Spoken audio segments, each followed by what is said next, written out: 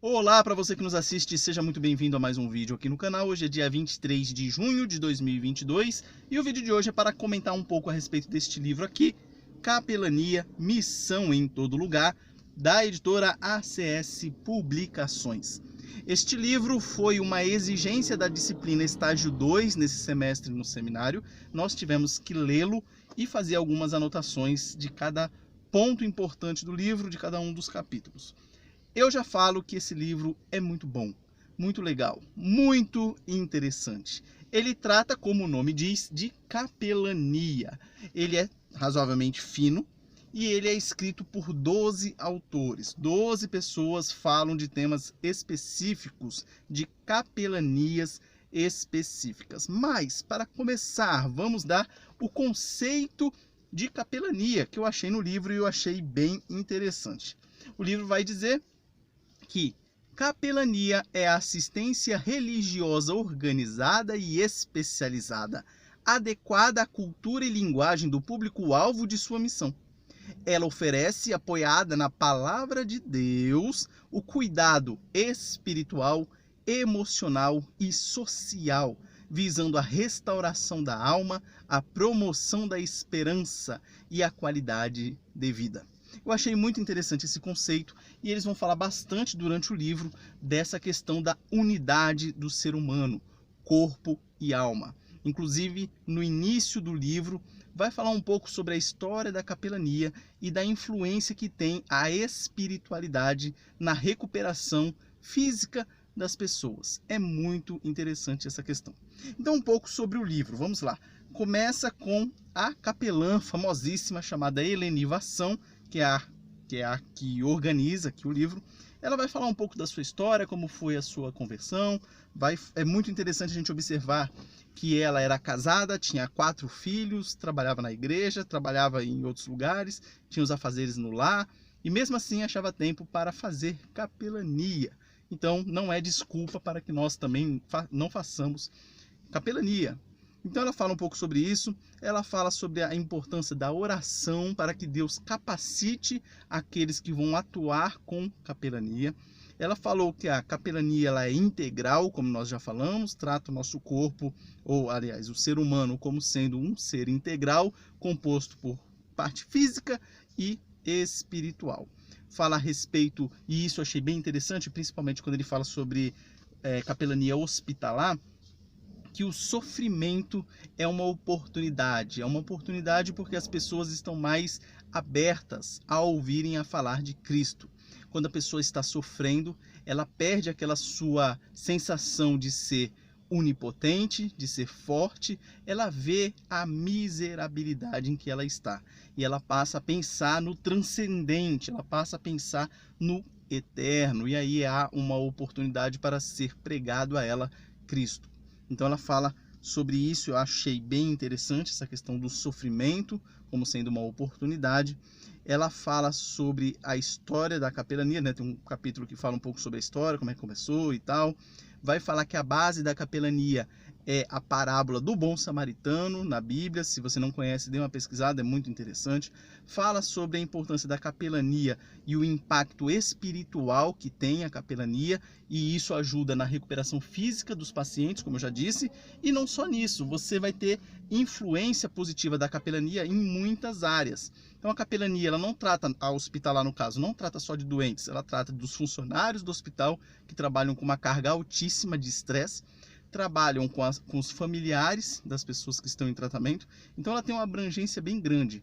E se a pessoa que está sendo tratada, ela tem uma recuperação mais rápida e já foi comprovada que a espiritualidade ajuda nisso, logo, se a pessoa fica menos tempo internada, ajuda na questão financeira do hospital também. É um leito a mais, é menos gastos, é menos custos, etc.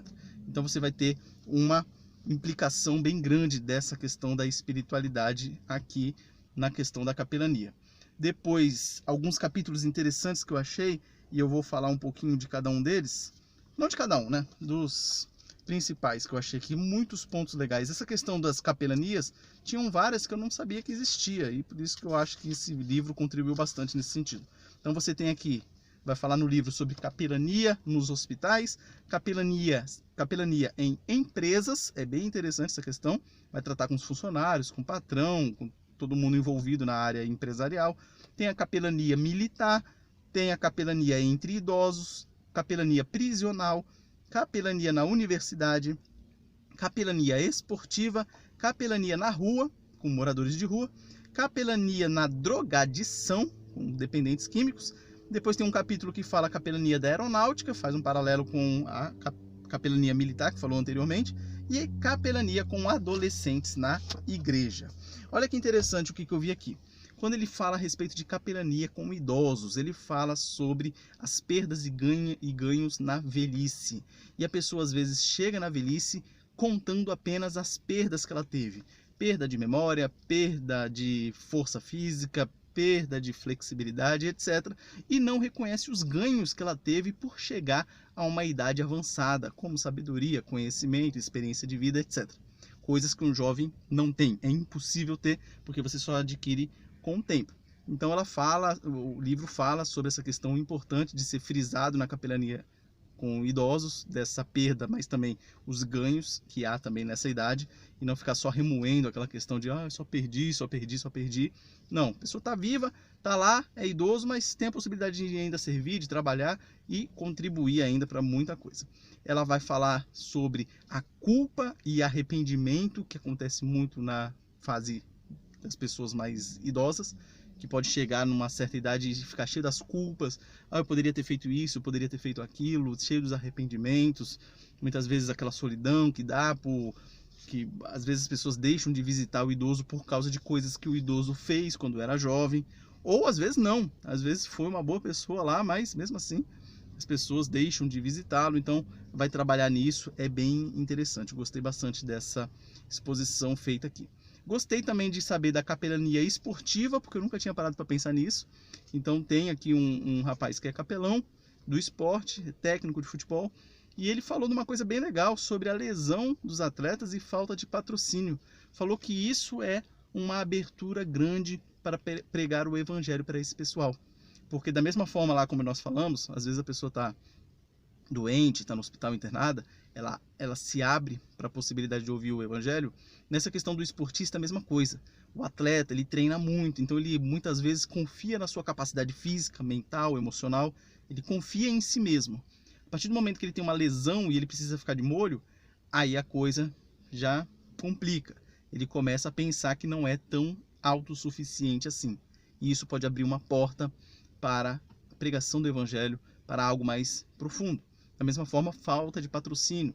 O atleta precisa de patrocínio para sobreviver, e às vezes quando ele não tem esse patrocínio, é a hora que ele está em sofrimento, e o sofrimento, como já falei aqui diversas vezes, abre a oportunidade para ser pregado para ele as verdades bíblicas. Depois, a respeito de droga, eu achei o capítulo muito legal, falou sobre que a droga é um ídolo, o vício é um ídolo. Então o autor aqui ele falou que não só o entorpecente é uma droga, você pode ter outras drogas até lícitas. Você tem a questão da pornografia, você tem a questão de bebidas alcoólicas, você tem a questão de cigarro e de drogas, maconha, cocaína, etc. A droga química, no caso aí, é mais visível os seus efeitos, mas não deixa de ter o mesmo fundamento todas elas, que é o pecado. É aquela substituição daquele vazio interior que nós temos por alguma coisa que não é Deus. Então a pessoa substitui aquele vazio interior por droga, ou substitui por casos amorosos, adultério, por pornografia, etc. Então a pessoa vai preencher aquele espaço que era para ser ocupado exclusivamente por Deus com outras coisas. Então ele vai falar sobre isso, de como trabalha nessa questão com dependentes químicos, etc. E por fim, é isso. Esses foram alguns pontos que eu achei interessante do livro. Tem outros, principalmente da capelania militar, que é a que mais me atrai, e é a que mais eu tive contato. Eu fui militar por alguns anos, então já tive contato com capelão. Inclusive já fui escalado obrigatoriamente para ir em missa, por exemplo. Sou evangélico, né? Todo mundo sabe muito bem, então, mas eu já fui escalado para ver o capelão lá da Marinha na época. Então tem algumas peculiaridades interessantes a questão do capelão militar.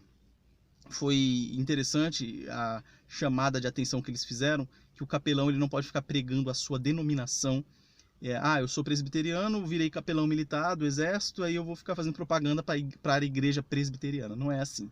Eu tenho que tratar todos. Afinal, eu sou capelão e não pastor. Alguns autores vão fazer essa diferenciação. Uma coisa é uma coisa, outra coisa é outra coisa. No livro também fala a respeito de capelania voluntária, que você pode fazer, e questão de visitador em hospital, etc. Você tem um monte de abrangência. Você pode abrir o leque de opções. E aí o livro ele termina chamando a gente para fazermos esse trabalho, para que nós nos coloquemos à disposição e façamos esse trabalho que é tão importante, que é cuidar dos outros, sendo capacitados e guiados pelo Espírito Santo e sempre com base em oração e na palavra de Deus. Então, se você tem esse desejo, vá fundo, acesse o site ACS, que é da editora que fez aqui a ACS Publicações, é a editora desse livro. Então entre aí na ACS, Associação Capelania na Saúde, e você vai lá ter um curso de capelania e mais um monte de cursos interessantes relacionados a esse tema. Beleza? Então é isso, um forte abraço, que Deus abençoe a sua vida e nos vemos no próximo vídeo. Valeu!